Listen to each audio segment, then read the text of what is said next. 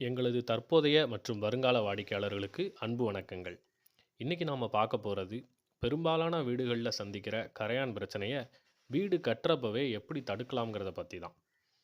நாம் சரியான முறையில் ப்ராப்பராக ஆன்டி டெர்மைட் ட்ரீட்மெண்ட்டை பண்ணாமல் வீடு கட்டுறதால கட்டி முடித்து ஒரு சில வருடங்கள்லேயே வீடியோவில் காட்டுற மாதிரி தரை மற்றும் சுவர்களில் கரையான்களின் ஆதிக்கம் அதிகமாயிடுது. வீடு கட்டின பிறகு பண்ணுற ஆன்டி டெர்மைட் ட்ரீட்மெண்ட்ங்கிறது அதிக செலவும் நேரமும் எடுக்கிற வேலை ஆகிடுது. அது மட்டும் இல்லாமல் தரையில் ட்ரில் போட்டு மருந்து செலுத்துறதால அதிக அளவில் தூசியும் தரை சேதமாகிற வாய்ப்பும் ஆகிடுது.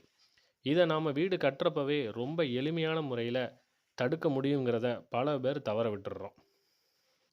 நாம் வீட்டோட பேஸ்மெண்ட் எழுப்பி மணல் நிரப்பி நிறைய தண்ணி ஊற்றி அதில் கடப்பாரை அல்லது கம்பி வச்சு குத்தி கன்சால்டேஷன் பண்ணுவோம்.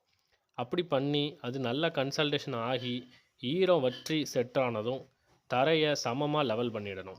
அப்புறம் கடப்பாரை உதவியோட தோராயமாக 1 அல்லது 1.5 அடி இருக்கிற மாதிரி சம அளவு இடைவெளிகளில் குறைஞ்சது 1 அடி ஆழத்துக்கு குழிகள் எடுத்துக்கணுங்க.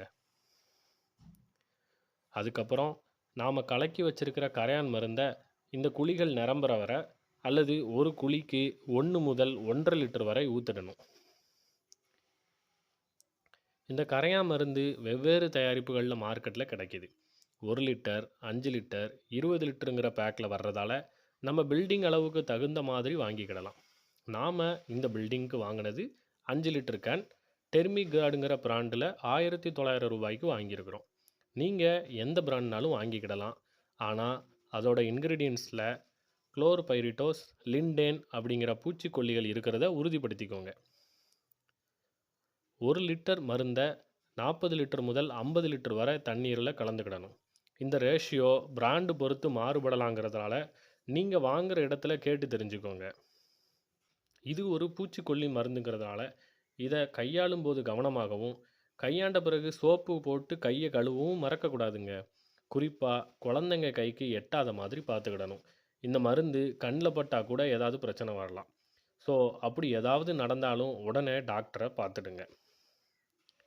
இதே மாதிரி கன்ஸ்ட்ரக்ஷன் சம்மந்தமான பல யூஸ்ஃபுல்லான விஷயங்களை தெரிஞ்சுக்க நம்ம சேனலுக்கு சப்ஸ்கிரைப் பண்ணுங்கள். இந்த தகவல் தேவைப்படுறவங்களுக்கு ஷேர் பண்ணுங்கள். வேறு எதுவும் சந்தேகம்னா ஸ்க்ரீனில் தெரிகிற நம்பருக்கு கூப்பிடுங்க. இதே மாதிரி இன்னொரு வீடியோவில் சந்திக்கிற வரை உங்களிடமிருந்து விடைபெறுவது இன்ஜினியர் ஆண்டனி கிஷோர். நன்றி.